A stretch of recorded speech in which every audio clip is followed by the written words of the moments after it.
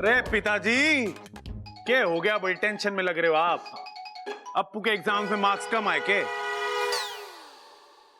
अरे आप छोड़ो वो सब। अब हर कोई हम दोनों की तरह होशियार तो हो नहीं सकता ना। अप्पू अगली बार ले आएगा अच्छे मार्क्स। अरे छोरे, यो सन्नाटा एग्जाम के रिजल्ट का ना है, यो सन्नाटा तो हम तो कुछ ना है। दादी आपने बुलाया? हाँ छोरी, आ बैठ मारे पास। बोलिए। तू एक मारा काम करेगी? हाँ बोलिए दादी। ममता को शादी के लिए राजी करवाना है। अरे दादी क्या बात कर रही हो? मेरे होते हुए ममता की दूसरी शादी करवाओगी आप? अरे चुप कर। ममता की शादी किसी और के साथ ना हो रही है, थारे साथ ही हो रही है। अरे लेकिन दादी, जहां तक मुझे याद है इन दोनों की शादी तो पहले हो चुकी है। ओए ओए ओए ओए ओए ओए ओए ओए ओए ओए ओए ओए, तुझे याद है? हम सब तो भूल गए। लाल किताब मंगवा दूं सबके लिए? एक साथ मंगाने में डिस्काउंट भी अच्छा मिलेगा। डिस्काउंट? डिस्काउंट मिलेगा हैं? 10%, 20%, 20%। अरे पिताजी सुन तो लीजिए। दादी कुछ कह रही है, सुन तो लो। देख छोरी, मैं ममता को अच्छी तरीके से जानू हूँ। वो बहुत ही जिद्दी छोरी है। एक बार उसने मन में ठान ली कि इस घर में ना रहेगी तो मतलब ना रहेगी। उसे इस घर में रोकने के लिए मैंने शादी वाली तरकीब सोची है। दादी तरकीब तो बहुत अच्छी है, लेकिन मेरा मतलब है घर में आप सब बड़ों के होते हुए दीदी को मैं कैसे? ममता तेरी हर बात मानती है, तुझे ना कहेगी। लेकिन दादी। अब लेकिन कुछ नहीं। जब तक तू ममता से हाँ न कहलवा देती, तू इस घर के बाहर जावेगी नहीं। हे नागुमी देव, ये कैसा धर्म संकट है? मुझे नागमणि पहुंचाने जाना है और दादी ने मुझे यहाँ। ए छोरी, क्या सोच रही है? अब तू ही है जो प्रबल ममता की शादी बचा सकती है। बच्चा? अरे दादी, बच्चा ना भी होगा ना तो भी कोई टेंशन ना है। अपना अप्पू 10 बच्चों के बराबर है। अरे माँ, तू एक काम कर, ममता को जाने दे। वो इसके लिए सबसे बड़ी सजा होगी। अरे खड़क अंकल, ऐसा मत बोलिए। इनका रिश्ता सलामत था और हमेशा सलामत रहेगा। दादी, मैं पूरी कोशिश करूंगी ममता दीदी को मनाने की। बस तूने हाँ कर दी, मैंने तसल्ली हो गई। ममता दीदी, मैं आपके लिए एक बहुत अच्छा रिश्ता लेकर आई हूँ। किसका? प्रबल भैया है ना। मुझे उस लफंगे के बारे में कुछ भी नहीं सुनना। वो लफंगे नहीं है भाभी। भाभी? मैं किसी की भाभी वाभी नहीं हूँ। इनका मतलब है होने वाली भाभी। प्रबल भैया है ना, वो आपसे शादी करना चाहते हैं। शादी? और उससे? कभी नहीं। क्यों ममता दीदी? प्रबल भैया बहुत अच्छे इंसान है, बहुत शरीफ है और औरतों की बहुत इज्जत भी करते हैं। वो मैंने देख लिया है। अरे दीदी, मैंने कहा ना, वो सब तो भूली बातें याद दिलाने के लिए किया। मेरा यकीन मानिए, वो प्यार आपसे बहुत करते हैं। मुझे कुछ नहीं सुनना। खड़े क्या हो? मदद करने आए हो ना? हाँ। तो कुछ बोलो ना। देखिए, आपके लिए प्रबल भैया से बढ़कर कोई हो ही नहीं सकता। आप चाहे तो परख के देख लीजिए। ठीक है, फिर मेरे कुछ सवालों के जवाब दीजिए। हाँ हाँ, बोलिए ना, बोलिए। कितने पढ़े लिखे हैं आपके भाई?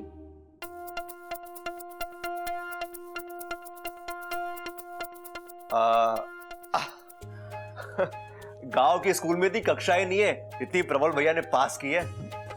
अच्छा, करते क्या है? पहलवानी करते हैं। पूरे रोहतक में उनकी बराबरी करने वाला पहलवान है ही नहीं। कोई बुरी आदत? नहीं नहीं नहीं, कोई बुरी आदत नहीं। नहीं कैसे? एक बुरी आदत तो है ना। क्या? सामने वाला करे या ना करे, लेकिन वो सबसे प्यार करते हैं। ये हमारे खून में है। इस काम के लिए वो करे। हाँ दीदी। कोई पसंद ना पसंद क्या फर्क पड़ता है, एक बार शादी हो जाने दो, सब आपके पसंद से ही चलेगा। हाँ दीदी, लड़का बहुत अच्छा है, घर और घर के लोग वो भी बहुत अच्छे हैं, ना करने की कोई वजह ही नहीं है। वही तो मैं कह रहा हूँ। है ना दीदी? तो रिश्ता पक्का? नहीं, मुझे उससे शादी नहीं करनी। क्यों? लड़का अच्छा है पर भरोसे के लायक नहीं है। क्यों दीदी? आज ताऊ में आकर मेरे हाथ गोद दिए, शादी के बाद मेरा पूरा शरीर गोद देगा। मेरा फैसला अटल है, मुझे उससे शादी नहीं करनी।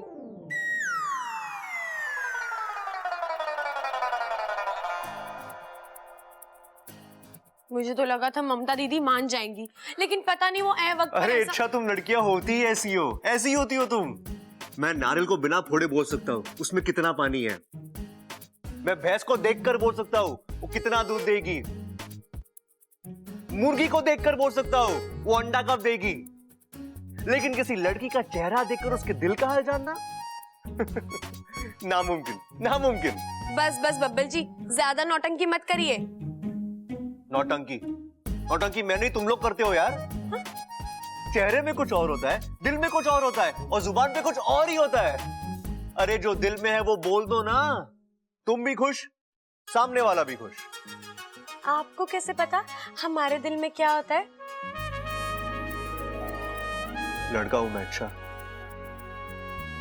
किताबें पढ़ने से पहले आंखें पढ़ना सीखा है मैंने।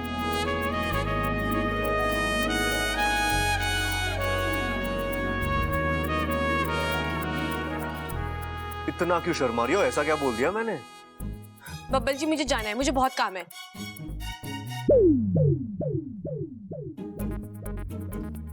मुझसे भी जरूरी काम है तुम्हारी लाइफ में? हाँ।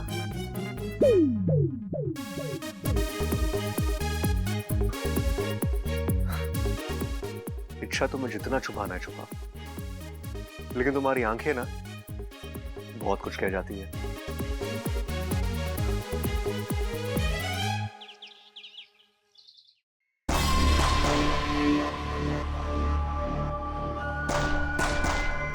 उस खड़क ने बीच में आके मेरे पूरे इरादों पर पानी फेर दिया। अगर वो बीच में नहीं आया होता तो अब तक मैं नाकिस्तान पहुंच गई।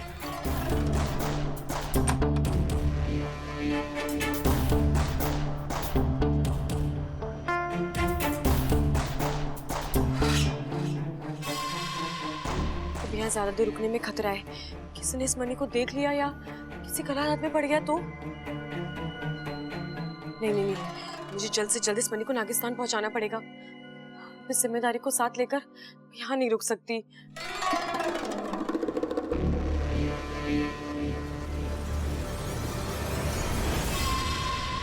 अरे वाह, आज तो मेरी किस्मत बुलंदी पर है। मन में मुराद आई नहीं की पूरी हो गई। अब तो विशैली के सिर्फ 2 लक्ष्य, एक नागिस्तान का पता और दूसरा मौका मिलते ही इच्छा का खात्मा।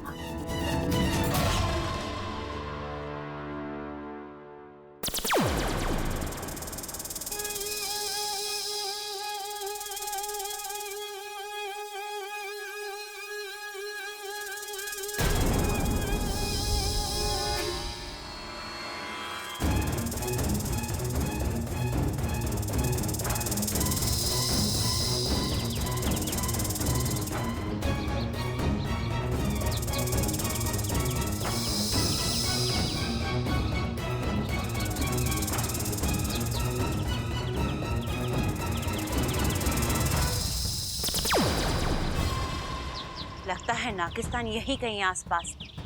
आगे बढ़ती रहो इच्छा, एक बार नागिस्तान का द्वार मेरे लिए खुल जाए, वहां अंदर पहुंच के मैं ऐसी तबाही मचाऊंगी तुम सबके होश उड़ा दूंगी।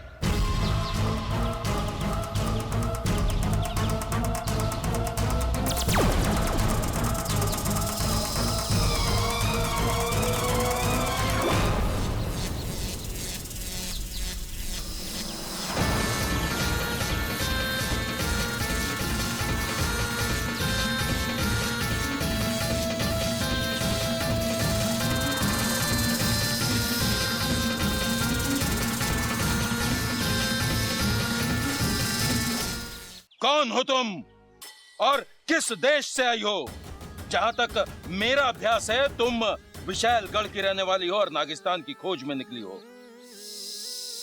लेकिन विशालगढ़ के नाग न कभी नागिस्तान पहुंच पाए हैं और न कभी पहुंच पाएंगे। तुम्हारी दुनिया अलग है और हमारी दुनिया अलग। अपनी अपनी दुनिया में सब खुशी से रहे, इसी में सबकी भलाई है। आज तुमने इच्छा को गुमराह किया है। तुम्हारा इरादा यकीनन नेक नहीं था। फिर भी हम तुम्हें माफ करते हैं, क्योंकि हम शांति प्रिय नाग हैं और मार काट में विश्वास नहीं करते हैं। जाओ यहां से। लेकिन इस एहसान को हमेशा याद रखना।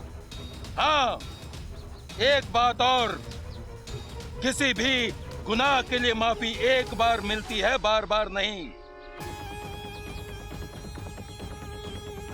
इसीलिए आइंदा ये गलती मत करना। जाओ, हम तुम्हें आजाद करते हैं।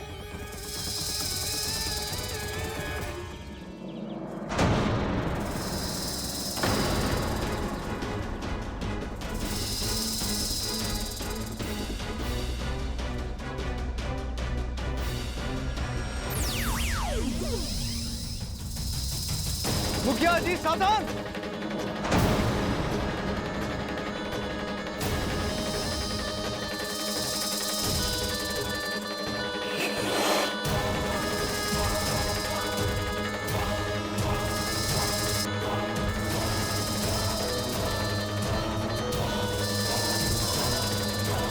देखो, भागने न पाए, पकड़ो उसे।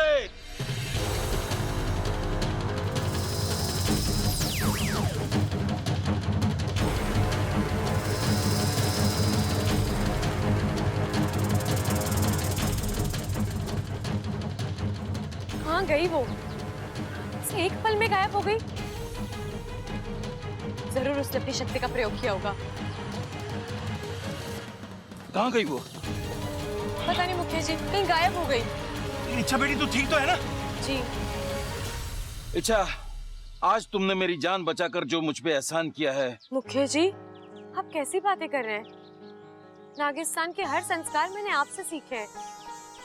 मैं आपकी बेटी जैसी हूँ और बेटी कभी अपने पिता पर एहसान नहीं करती। परंतु तुम प्रशंसा के काबिल तो हो ही। अच्छा किया जो तुमने हमें पहले से ही आगाह कर दिया था। अगर आज विशालगढ़ की वो नागिन नागिस्तान पहुंच जाती तो कयामत ही आ जाती। असल में तो मुझे शक तब भी हो गया था जब वो नाग मुझे मणि देने आया था, और मुझे यकीन था कि नागमणि जैसे बड़ी बात आप मुझसे छिपा ही नहीं सकते। इसलिए मैंने वाकु के जरिए माँ से बात की। और माँ ने तुमसे कहा होगा कि ऐसी कोई नागमणि कभी चोरी नहीं हुई थी। हाँ, और जब मुझे यकीन हो गया कि ये किसी की चाल थी, तो उसे जानने के लिए और उसे रंगे हाथ पकड़ने के लिए मैंने ये चाल चली। लेकिन आखिर में वो भाग ही गई। चलो कोई बात नहीं, हम सब सुरक्षित हैं, हमारा नागिस्तान सुरक्षित है। इससे अच्छी बात और क्या हो सकती है? मुखिया जी, ये नागमणि आप रखिए, ये आपके पास सुरक्षित होगा। अच्छा बेटी, अब नागिस्तान चलो, माँ तुम्हारा इंतजार कर रही होगी। नहीं पिताजी, मुझे घर जाना है, वहाँ सब मेरा इंतजार कर रहे होंगे। और वैसे भी वहाँ अखाड़े में हर रोज नए बखेड़े होते रहते हैं। चलती हूँ। अच्छा बेटा।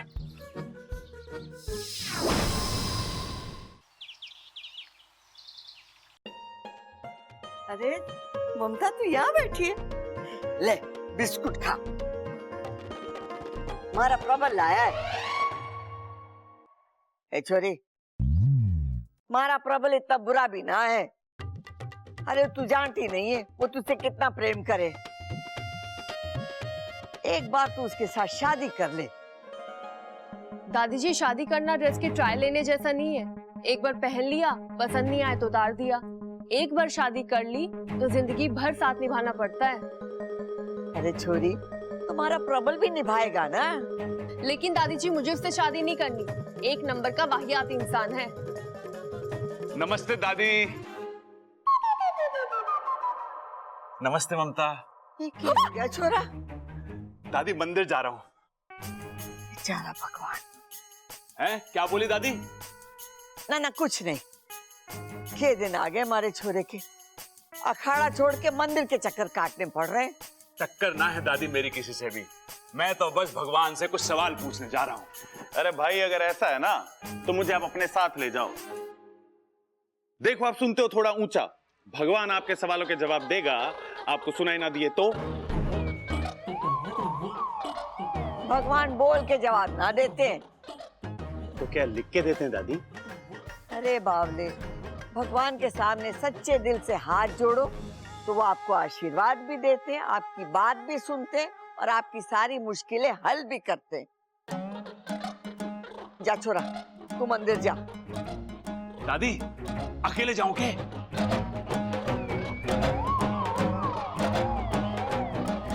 तू आँख क्यों मार रहा है? दादी मैंने बोला था ना, एक नंबर का लफंगा है ये। अरे नाना भाभी, भाई आंख ना मार रहे, भाई की आंख में तो कचरा पड़ा है, कचरा। अरे कचरा कहाँ पड़ा है मेरी आंख में? अरे कचरा पड़ा है, मैं कह रहा हूँ कचरा पड़ा है। अरे कचरा कहाँ पड़ा है मेरी आंख में? देख। कचरा मत करो, मैं कह रहा हूँ कचरा पड़ा है तो कचरा पड़ा है। अरे कचरा ना है, देख। अगर कचरा, अरे भैया आपको आंख दिखाने की जरूरत नहीं है, वो तो बस। अरे अब यो भी आंख मारने लग गया। अरे आपकी भले के लिए आंख मार रहे। अरे भले के लिए थोड़ी ना कोई आंख मारता है। तो आप क्यों मार रहे थे? अरे मैं भी भूल गया। ममता, मैं क्यों आंख मार रहा था? मुझसे क्या पूछ रहे हो? ए छोरी, तू भी आंख मार रही है? हे भगवान, लगता है ये आंख मारना भी छूत की बीमारी है। तू ये सब सोचना छोड़ दे और जो मैं कहती हूँ वो तू सुन। तू प्रबल के साथ मंदिर चली जा। राम जी सब जानते हैं, जो तेरे मन में है वो भी और जो तेरी किस्मत में है वो भी। जा छोरा, मंदिर जा। चल चल, ममता के साथ मंदिर हो जा।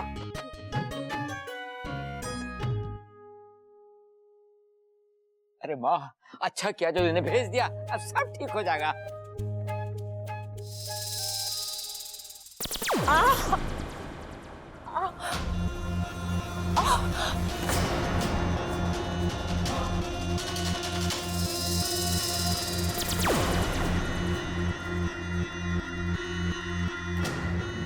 अरे अरे रे विशैली, लगता है आपको तो बहुत दर्द हो रहा है। मेरे पास विशैलगढ़ की खास दवा है, लगा दूं, आराम आ जाएगा। नहीं, इस घाव को खुला ही रहने दो। ऐसे तो ये घाव नासूर बन जाएगा, दर्द बढ़ जाएगा। अच्छा है, जितना दर्द बढ़ेगा, इच्छा से बदला लेने की चाहत मेरी उतनी ही बढ़ेगी। इतना बड़ा खेल, इसकी कीमत तो उसे चुकानी ही होगी। इच्छा अपना दाव लगा चुकी है, अब मैं अपना दाव लगाऊंगी। और जब विशैली अपना दाव लगाती है, ना इच्छा रहेगी ना उसका घमंड। आप क्या करने वाली हो? मैं कुछ नहीं करूंगी, अब जो कुछ करेगा बुद्धिराज करेगा। बुद्धिराज? हाँ, बुद्धिराज।